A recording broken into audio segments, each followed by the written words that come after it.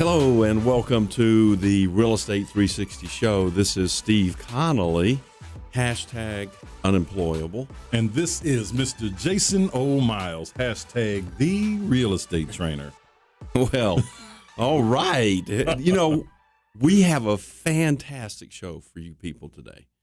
And we're going to talk about trends and finances and single families and exit strategies and all kinds of topics and subjects. That's right. And the most important thing that we need to make sure that people are understanding right now is, as investors, modifying your strategy now so that you can be prepared for everything that's coming. You know, not really knowing what's coming, you have to prepare for the worst, right? So what you're saying is think from the end before you get started. In other Absolutely. words, know what your exit strategy is and understand what's going on around you right now in this marketplace and watching the trends and seeing what's happening and, you know, all the things that you need to be aware of. That's exactly right, because, I mean, that's one of the things that I say or talk about a lot. Know where you want to finish. It doesn't matter if it changes, because it will change later, but know where you want to finish and then work your plan backwards, right? You do that on a small scale and you do it on a large scale. But, however, we've got some housekeeping that we need to pay attention. We do. We need to mention here. We want to make sure that you guys are going to iTunes, checking us out there. You want to go to our YouTube channel, the Real Estate 360, Real Estate 360 Show. We're on Spotify, Google Play, all those great places. You know, go there, subscribe, you know, leave a comment. Tell us what you like. Tell us what you don't like. Let us know what you feel. It doesn't really matter. Just engage. Let us know what you're thinking. Yeah, that'd be great because, you know, we can't see you or we can't hear you from here. That's right. So maybe through, you know, the social medias we could hear you. And so let us know. Yeah, and we don't have our Swami with us. You know, we don't take him out of the house very often. Right. So we need you to engage with us. So we want to know what you think. So please go to iTunes, you know, Google Play, Spotify, all those great places, and subscribe, leave a message, let us know what you think. Sounds good. And I want to hear what you want to hear. And let me do this. Let me talk a little bit about what's been going on in the marketplace. I think that's a good idea. So, and then you come in and give them the real facts. You know, I'm going to paint the big picture, and you can fill in with some really cool information. All right, let's do it, man. So lately, in the last couple of years in single family, prices have been going up. Yes. So, I mean, you could be a muskrat, you know, and go out there and write contracts and let the marketplace fix whatever mistakes you may have made, if you know what I mean. But things are changing, and they're changing quickly. Just like they did in 16, 17, and 18, they changed quickly. They moved very, very quickly. Like I said before, I've been doing this for a long time. I've just never seen anything move so fast in terms on the uptick. On the uptick, in terms of values going up and areas gentrifying, things. Yeah. Everything is improving. Things have changed. Late last year, they started to plateau out. You and I saw that, and we could see where wholesale values were going up way too fast, and you know, you and I take some credit and blame for that. What? What? So those values have gone up, and that was great. You know, that's fine as long as the retail values are going up along with it. But they have stopped going up, and they have plateaued, as we say. And sometimes those wholesale values have continued to go up. You know, these are values. When I'm talking about wholesale values, I'm talking about asking prices that are coming from wholesalers who some understand the marketplace, some don't. That's right. But they're just kind of riding this wave and pushing the prices up along, you know, with everybody else, which is fine. I mean, that's the marketplace. That's what it's supposed to do. But it's at some point you got to step back a little bit and say, okay, wait a minute, what's happening here? Especially when things are plateauing. Right. Well, you got to have checks and balances in anything, right? So, you know, you can't liken this process like in the bottom end of manufacturing, right? You have the manufacturers that understand their market, right? Right. But these people have to understand their market. Okay, let's not look at it. Let's look at it from a house builder, a home builder's perspective. Okay. Home builders know where their prices need to be before they even start building, right? They know what it's going to cost for the land. They know what it's going to cost to build. They know all those things so they can set their prices, so they can even push the envelope in the marketplaces that they're in. Well, wholesalers, yes, generally speaking, are also on the bottom end of the spectrum at the very beginning of the existing home rebuilding, if you will. Right. The problem is they're not as well informed as a whole as our home builders would be. They're not forecasting. They're seizing an immediate opportunity that may be there. And they're looking at history.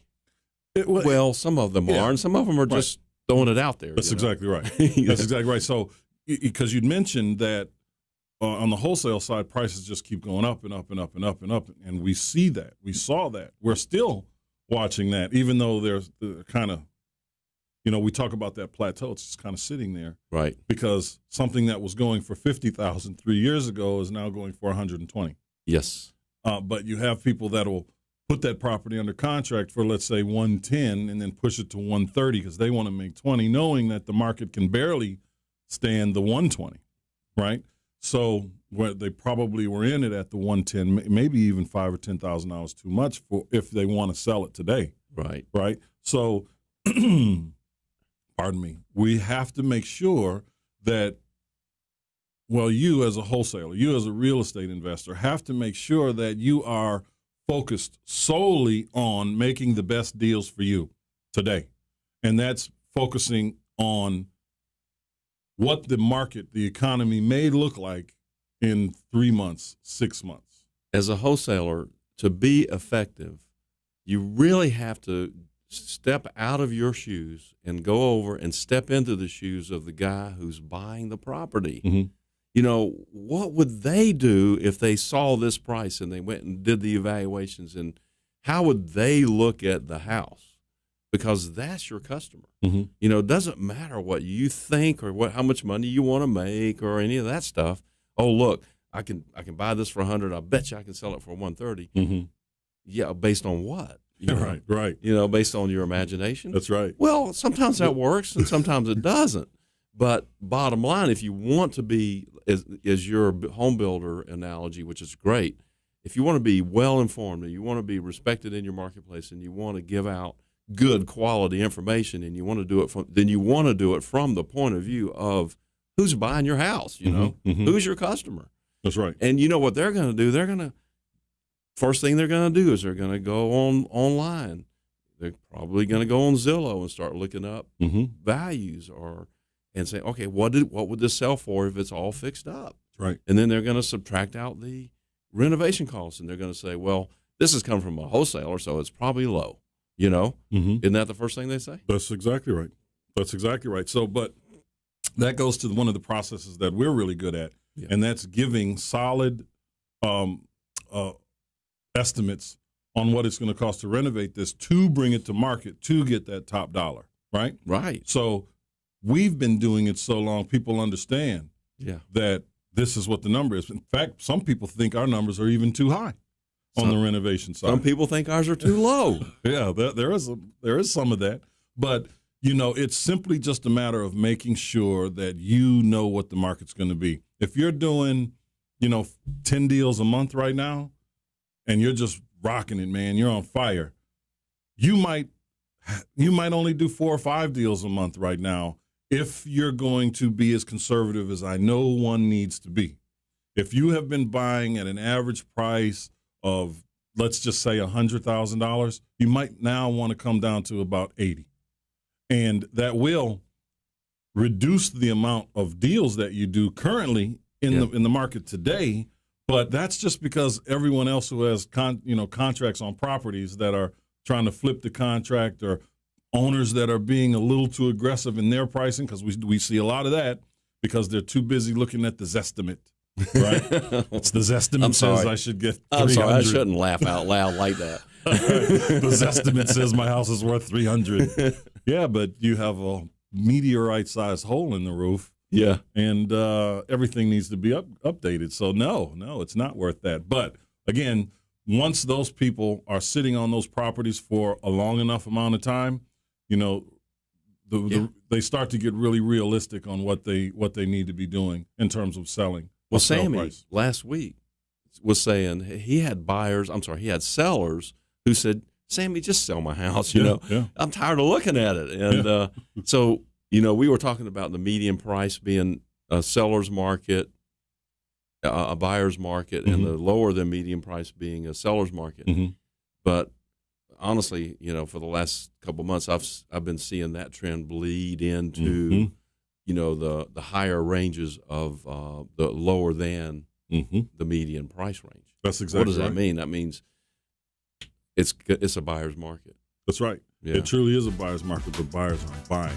Even though interest rates are low, you're seeing refinancing. But we're going to talk a little bit more about that when we come back from this break. Is that cool? Yep. See you guys in a minute.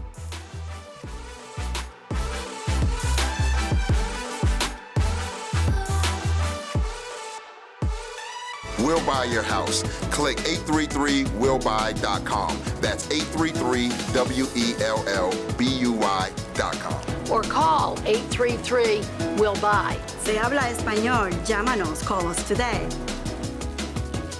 Welcome back. It's the Real Estate 360 show. Yes, indeed. And yes, we have just been talking about things to pay attention to in the market right now. Yes. Right? But I want to really touch on, kind of building on that, I want to touch on this financing aspect because we're seeing all these changes and we're watching certain things happen in the market that are kind of unusual, right? We're watching interest rates go way, way low. People aren't really buying. I mean, there's buying, of course, but we're watching a lot of refinances and we're watching a lot of consumer spending. You know? A lot of credit cards, a lot of automobile loans, just crazy stuff. You know, in fact, we're at an all-time high for not defaults in auto loans, but lates in auto loans. Right? Because people are just spending money. It's not that they're making less. It's just there's so much debt. Did you know that the average American is over $40,000 in just consumer debt alone? Over Does that include the car? $40,000. That does include the car, though. Okay. That does include the car. You can do that with just a car. You can. It's just outrageous right now, right? You know, I was looking at a Ford F-150 a couple years ago, brand new, you know, fully loaded thing. It was like $72,000. Incredible for a pickup truck. Beautiful pickup truck nonetheless. But the point I'm trying to make is you just have to see what's going on. And if you're going to be a real estate investor, you have to invest. You can't trade, right? Yeah. A lot of because I like to call wholesaling trading because we're not really investing. I mean, we kind of like we're a day trader. It's really arbitrage. It really is. You know, where we find a property. Some people go at it from, okay, give me a buyer and then I'm going to go find a property. Right. I don't do that, man. That's like being a realtor. I don't want to be a realtor. That's right. You know, I didn't sign on for for this to be a realtor. That's right. So, you know, the way to do it is find a property. And you know that you bring up a really good point. I know we're getting off the finance thing, but you bring up a super great point as it relates to people that are new in this real estate business, specifically wholesaling, right? Right. They don't know, you know, what comes first, the chicken or the egg? Do I get the buyer? Do I get the seller? Yeah. You know, what do I do first? And I am like you. I'm like, just go get the house. Because if you're making the good deal, you're going to get a buyer. You're going to build the buyer's list. That's the easy part, right? So I had one of my mentors say to me, do you remember what you said to me way back 15 years ago or whatever it was? And I said, no, I don't remember. You know, I say a lot of stuff. You know? He said, look, if you go find the right deal, then money will flow to you, you know, like Niagara Falls. That's exactly right. Yeah. Now, but I do understand the other school of thought, but on a larger scale, it makes sense for me. Like, with the multifamily. Right. I would prefer to raise money first and then go get the deal. Yeah. You know, that would be my preference, right? But that really only happens successfully once you've built a little bit of a reputation, you know, when people want to do stuff with you. But that, you know, you as a someone. And how do you do that? How do you build a reputation? You just do the right thing. I mean, what do? You sit at home and you got to get out there, and that's and that's another thing you bring up. So many people, perfection is their form of procrastination. Yeah. Right. They don't want to do anything until they figure it all out, or until they feel like they've got it all together. There's no having it all together. You're not going to listen. If we're all batting 1,000, right? If anybody batted 1,000, we would never forget that person's name. Think of it in baseball terms. Guys go to the Hall of Fame for getting it right 3 out of 10 times. You bat 300, you're in the Hall of Fame over a consistent period of time. Okay? I know we're way off the financing thing, but they have a saying out there that goes like this: it's if you don't have a plan B, you don't have a plan, because that means your plan A is not going to work.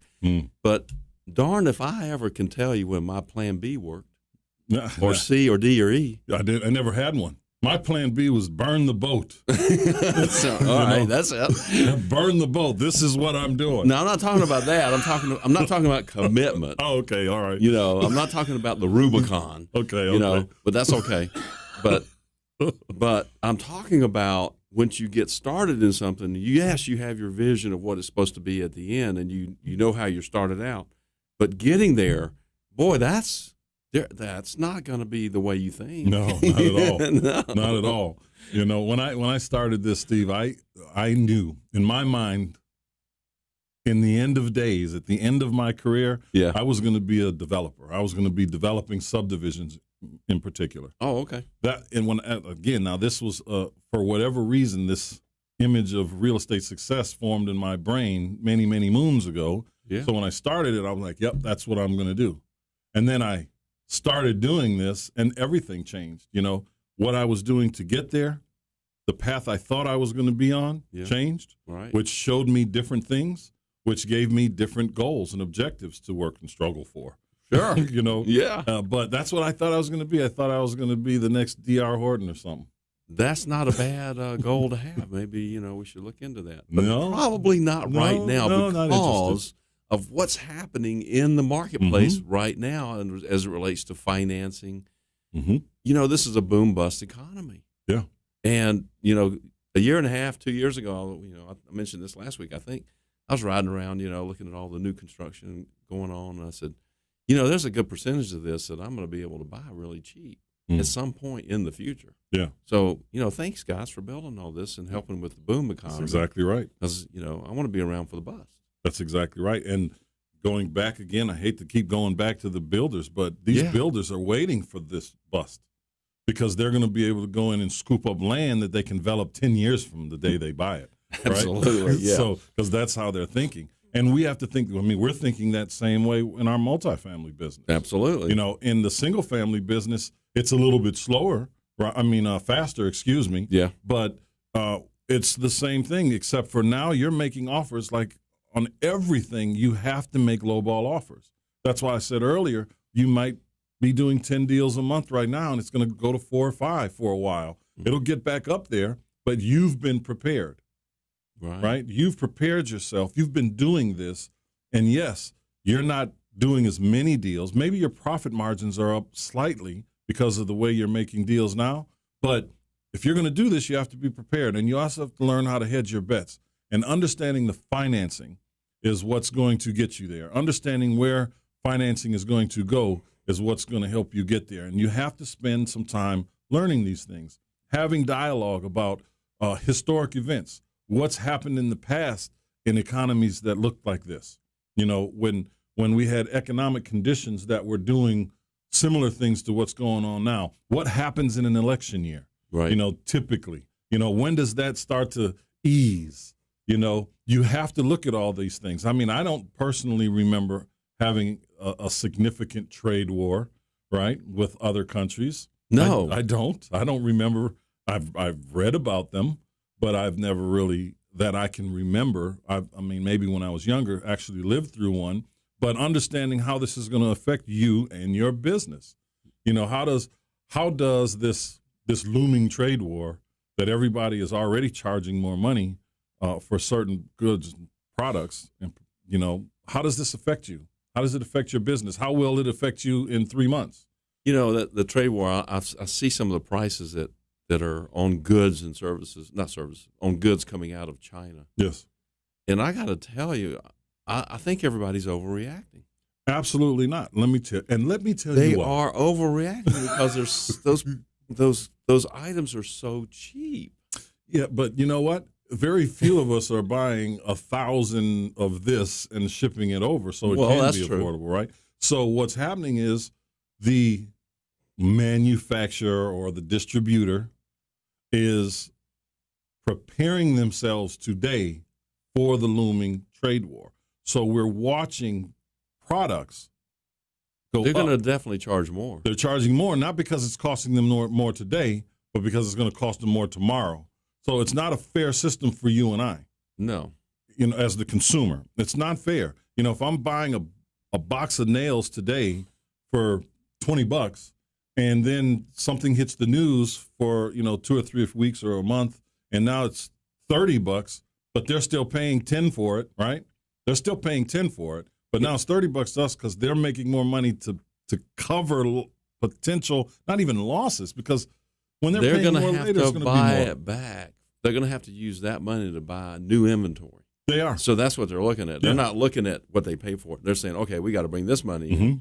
and this percentage of it is going to purchase new inventory. And we expect it to be more expensive. Yeah, it's going to be more expensive. right. And it may or may not be, but And that's right. You never know. But even if it is, if the cost of nails, just think about it for what we do in our line of work. If the cost of nails went up 50%. let's use screws because I want to tell you something here. Okay, we're going to use screws. Chinese screws.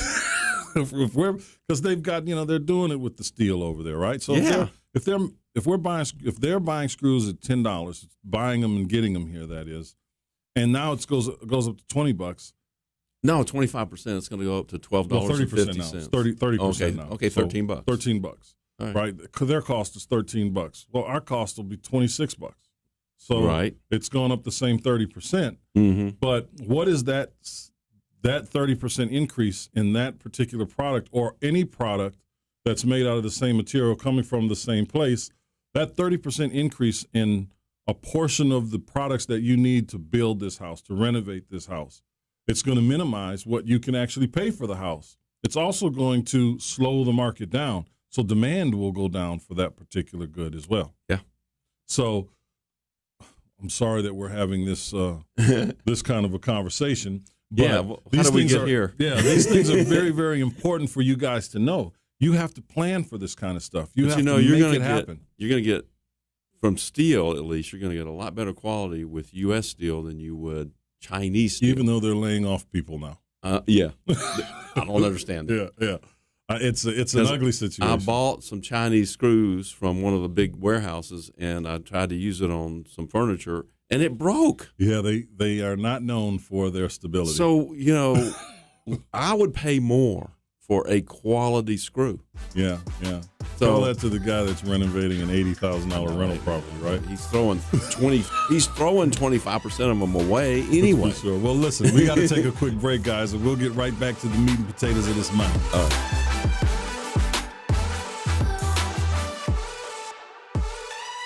Do you need to sell your house? Well, our company will buy your house. We make the process very fast, very easy, and it's all cash. All you have to do is give us a call today. We'll buy your house. Click 833willbuy.com. That's 833willbuy.com. Or call 833-WILL-BUY. Se habla español, llámanos, call us today.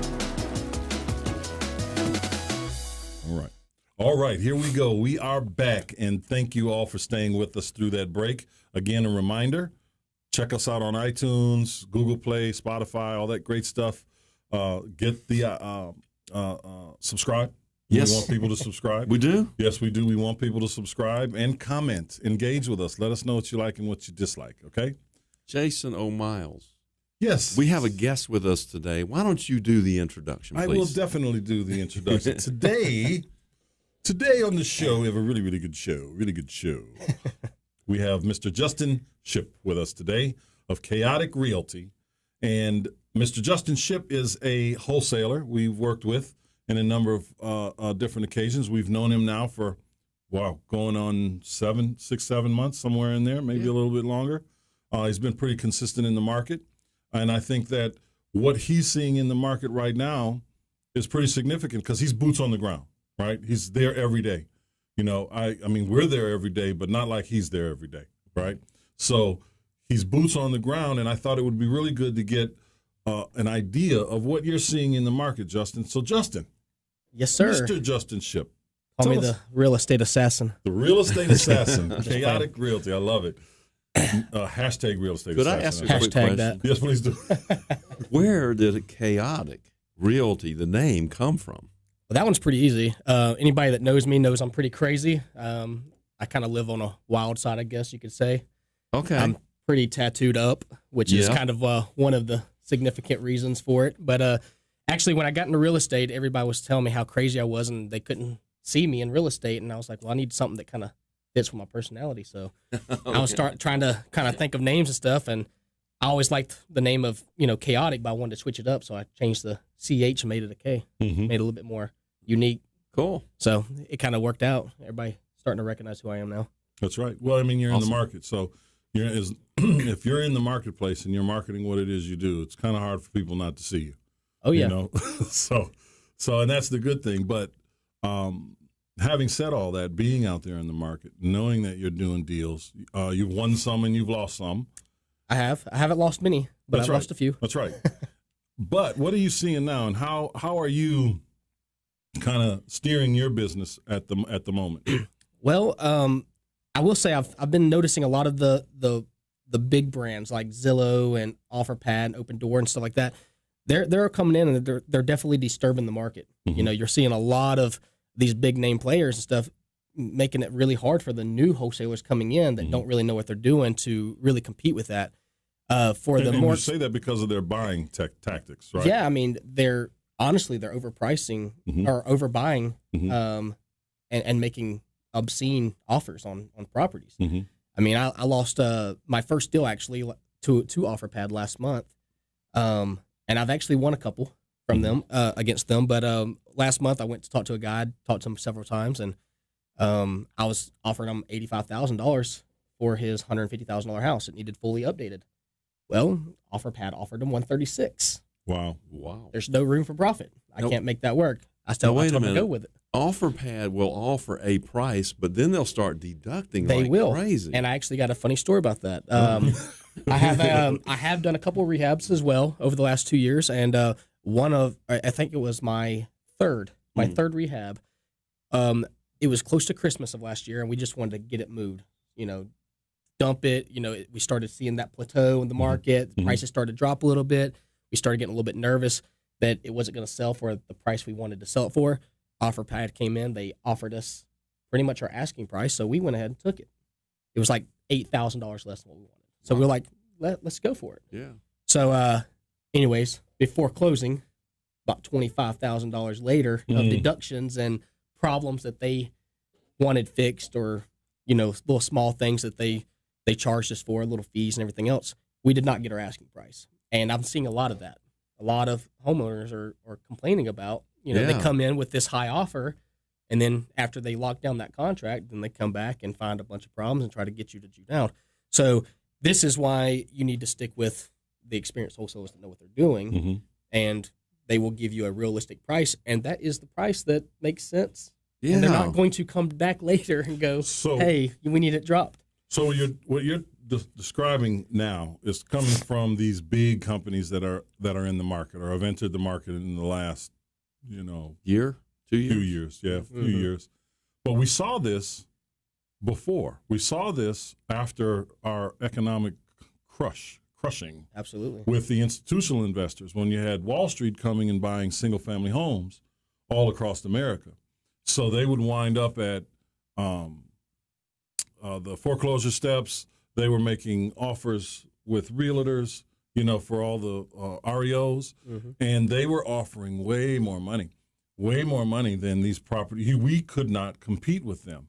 Now, as I describe it, organizations like that can make 8% a year. I mean, when you're paying people a 7-8% return on their money, That is fantastic for people that have passive money in the market, right? They've got their safe money, relatively safe money in the market.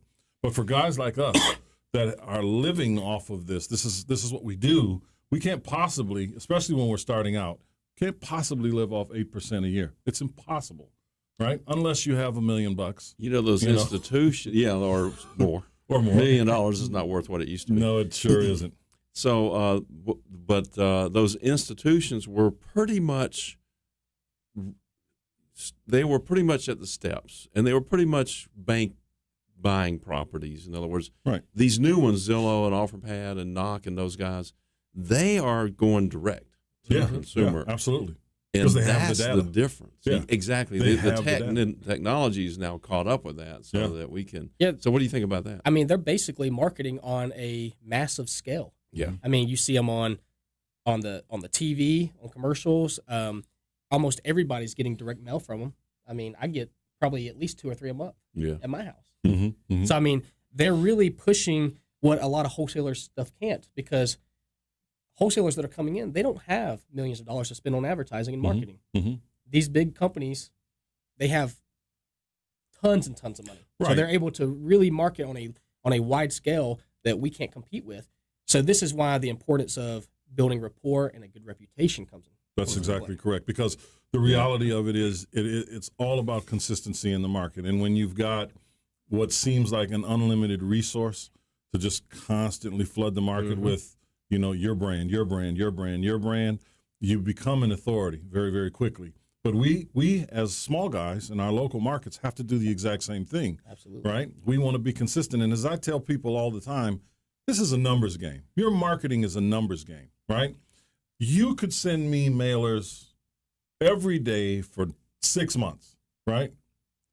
And then you send me one on the 182nd day. And it's got my picture on it. Right. And so you're going to call me. Right. For whatever my circumstances, the circumstances in my life are, right. At that moment that I got your mailer or got your call, I said, you know what? I keep getting this. I need to call and see what this is about. So I call you. So you mean it's not about me? Yeah, it is about you. No, it's about the timing. It's all about you. Timing. That's right. It's the timing. It's it's really about the timing. It is about the timing. You nailed it right there. Yep, it's just about the timing. And the consistency in the market is what gives you your deals. It's not luck. For some people it is. We've got to I try to find deals in some of the most unique methods. At least I think they're unique, right? They're very salient to me. But I talk to people that do BPOs that are working for lending institutions. BPOs are broker price opinions, right? And they find these deals because they're taking these pictures for these banks all the time, and every now and then they're going to run across someone who's still living there, or something of that nature. Found one in 30316, super great zip code, potentially $120,000 for a house that's in a neighborhood that's $450 or better. Nice. It's just fantastic. Justin, how do you find them? I'll be honest. So there's so many ways to find properties. You can do lists, driving for dollars, have scouts, direct mail, cold calling. There's so many different ways, but I like to buy the list and I go door knock.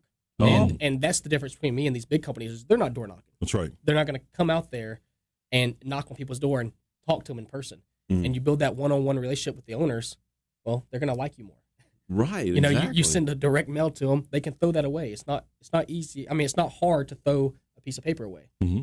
But it's pretty hard to slam a door in your face and say, I'm not interested. Sure. If I get in front of you and I start talking to you, I haven't had that I can build that rapport. Seemed pretty easy to the people that did it to me. It's pretty easy. I've done a little bit of that too. It seemed fairly easy for them too. It happens. It's just not super common. No, it's not. It's not. Yeah. But yeah, so that's your favorite way. I love door makes knocking, perfect sense. and it takes a lot more time. But I'm a people person, so I like getting in front of people. I like talking to people and finding out what their problems are and try to fix it. Yeah. It's not about the money always. Steve says that a lot of. All the time. Yeah. We're problem solvers. We're not. Absolutely. We're not real estate investors. And I think that's Not really. Yeah, we're just We're marketers and problem solvers. That's right. That's all. Steve says that all the time, and it is so true because who are we dealing with? We're dealing with people that have issues that they need fast solutions for. So And sometimes they don't even realize they have a problem, you know, until you bring it up and remind them about that problem. Take a minute and literally a minute, and tell us about your first property. My first deal was actually a pretty crazy one, and it was actually one of the easiest ones I've ever done. It was with a bank, surprisingly, and I had a friend of mine that reached out. I had just started getting into real estate. I was reading up. I was learning everything I could, and a buddy of mine reached out to me because I had made a post on Facebook saying I was looking for distressed properties. He said, "Hey, I live in Macon, Georgia, and I have a house right across the street from me that's vacant, and there's a sign in the front yard that says it's owned by a bank and it's for sale." I said, "Well, I don't know. I've heard not to do stuff with banks, and this was my first deal. So I called the bank anyway. I made them a blind offer over the phone for $5,000. They took it. I sold it for two weeks later for $10,000 to a friend of mine. that's right. It was a great deal. It was super easy. The bank was real laid back, and I sent them a contract. They signed it that day. I closed 2 weeks later. It was phenomenal. Did you actually go look at the house? I did not. Okay. Never even seen it. That's all right. Well, Justin, listen, man, I want to thank you for being with us today. Thank you so much for your time. And we absolutely look forward to working with you in the future.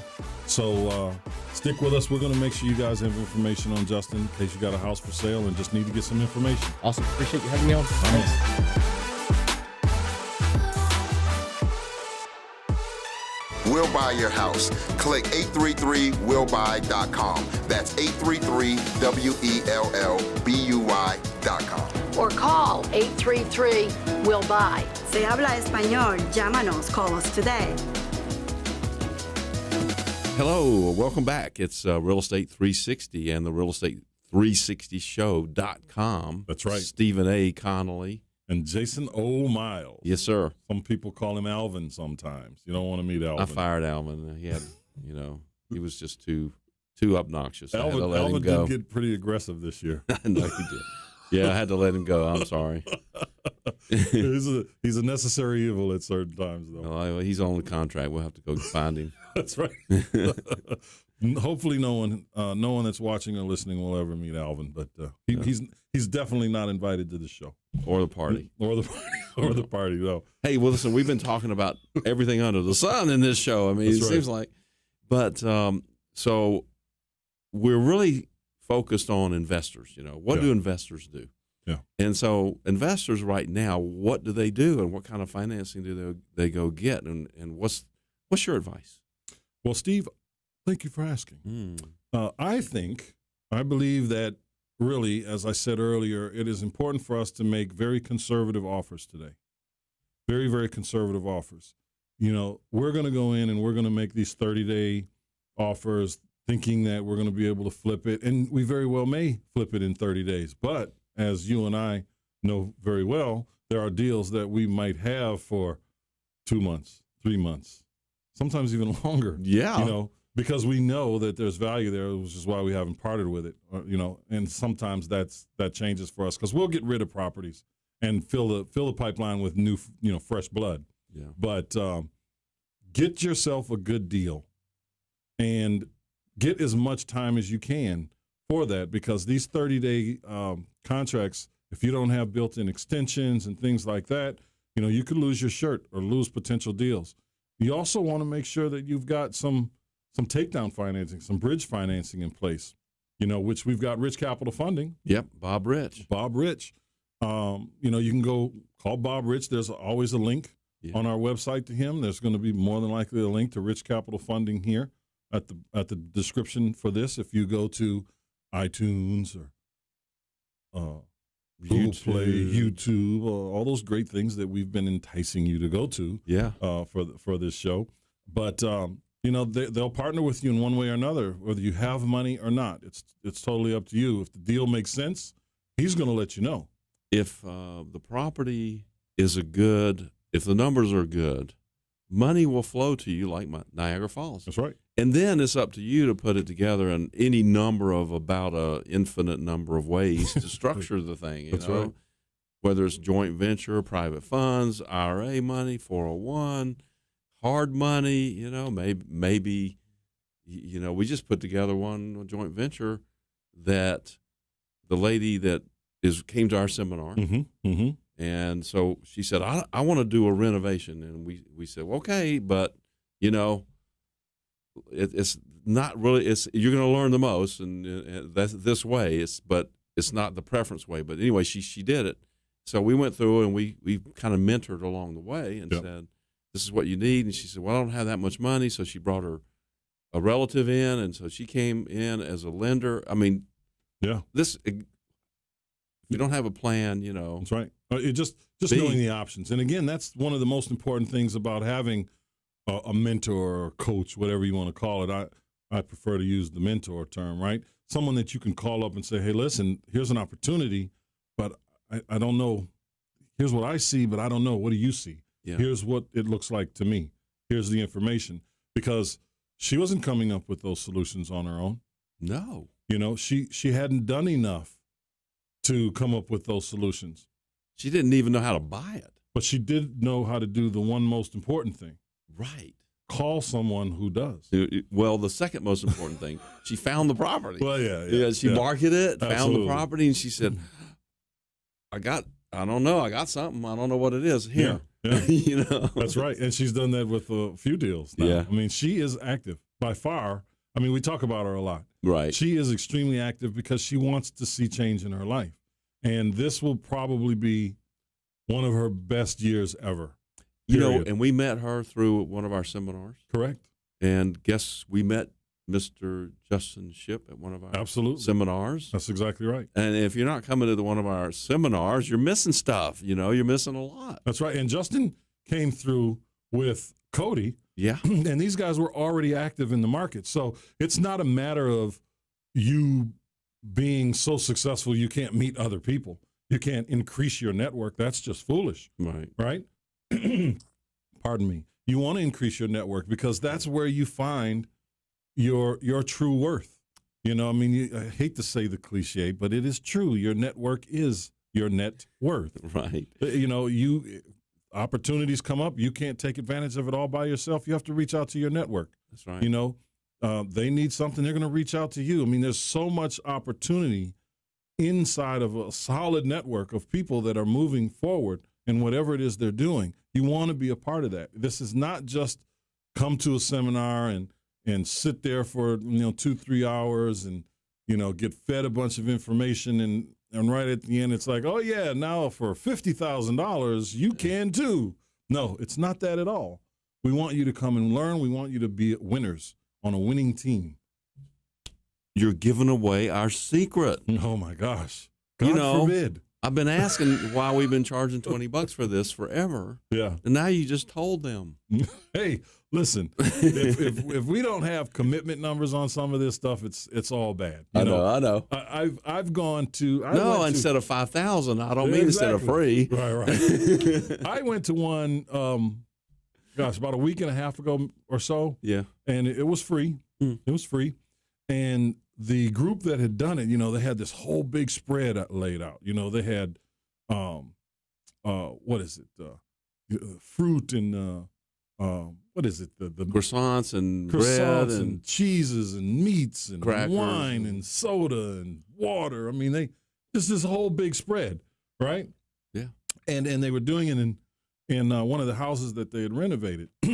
And the guy gets up there and, it's really kind of an impromptu thing. There's no PowerPoint. It's just a guy standing up there talking about, what he's done for the people that are in the group and a couple of the people's in the group. But everyone there is for free. And they're all sitting on the couches and in the chairs with their arms folded. I mean, they're just closed to everything. And I'm wondering to myself, what did they come here for? Was it a seminar on real estate investing? It was. Or was it a cheese show? Very few of them passed up on the food. Okay. Right? Everybody had a plate, okay? A very healthy place, like they came there for dinner. Okay. At least that's how I felt about it. And then at the end, when it was time to mingle and do all the things you would do to increase your base. Everybody left. Except for one guy. But that's the one. You know, that's the one. But everybody just walked out of there. You know, and they did the, you know, you're invited to come over to learn something. Yeah. There's this spread up, and they eat it, everything, and then they take 1 or 2 plates to go with them. Lunch and learn. What are you guys doing here? You know, but the point I'm trying to make is the guy didn't have any commitment levels associated with it, and that really takes away from what it is you're offering in terms of people's perception of what it is you're offering. And you know, I've run a meetup group. It's just a business meetup group, referral meetup group for a long time, and it was for free for a while, for quite a while, most of the time. I just changed it this year. Now I'm charging them $10 because I had people complaining that the food at the restaurant that was giving us a free room was too expensive, and they had a free meeting. You know, I wasn't charging anything for my time. I said, all right, that's it. Yeah, it's a mentality that's associated with it. It is, and so I wanted to. It's not that I wanted to charge $10 because I didn't, because that's another hassle in a way. Right. But it's about the commitment and the people that are going to show up. It's about the quality, not the quantity. Absolutely correct. You know, I was having a conversation a little bit about this in my drive in this morning, and you know, if people are out here and they're working really hard to do whatever it is they do, whether it's finding real estate, give education, give training, give coaching, whatever it is. You know, I was on the phone with a guy who was trying to be this huge guy in the space, but he doesn't do any real estate. Oh. He hasn't done real estate in 12 years. You know, he wants to teach people and coach people on antiquated tactics and techniques. Oh, yeah. You know, he's made his money in real estate. He's got a bunch of multifamilies. He doesn't want to talk about that. He thinks right now is the time to start teaching people about single-family investing. And he has not done it in 12 years, not touched a single-family house in 12 years. You know, and he's got this great idea because he heard Bill Gates say, you know, if I've got $2, I'm spending $1 on marketing. You know, he can sell anything if he does it that way, he believes. Well, okay. Bill Gates, though. It's Bill Gates. Come on. I mean, the guy created Microsoft. I mean, are you not going to at least take a peek at what it is he's offering? There's a difference. But Bill Gates is involved with his business, or he's got people who's involved. Yeah, but and this some guy from, you know. This guy he's not even doing it anymore. No, he's not doing it at all. So, you know, and I'm being honest with him, and I'm like, listen, man, it doesn't matter what you do. You still have to start off at the bottom. Nobody knows you. Right. You know, you have a circle of people that you may be able to coach, but everybody you know is investing in multifamily, and they're business owners. The only house they own is the one they live in and the one they probably vacation in. You know, so you're on another level. You have to, in terms of your finances and your lifestyle. So you have to start thinking a little bit differently, and you have to get off your high horse, put your feet on the ground, and really understand what's going on out here. Because if you jump out here in the market now, market conditions are different today than they were 12 years ago. Right. Substantially different. You have to know exactly what it is you're trying to do, and just making money in real estate isn't going to cut it. So what should people do? Give us 30 seconds right now. People should right now go to realestate360show.com. I like that. That's what they should do. And they should find out when our next event is, and they should come. And they should come with the mindset of learning, of connecting with people. And you can find them all on Eventbrite right now. I'm going to send you there because we've got more at Eventbrite at the moment under Real Estate 360. Absolutely. And just get involved, you know. Start doing stuff. Yeah. You know, don't, as I said earlier, don't let perfection be your reason to procrastinate, because you'll just procrastinate. Get off your butt, make it happen, learn, get involved. Only if you want to. If you don't, you know, don't. My name is Jason Miles, and I love you guys for listening. Thank you so very much. Steve Conley here, and we're signing off. Peace.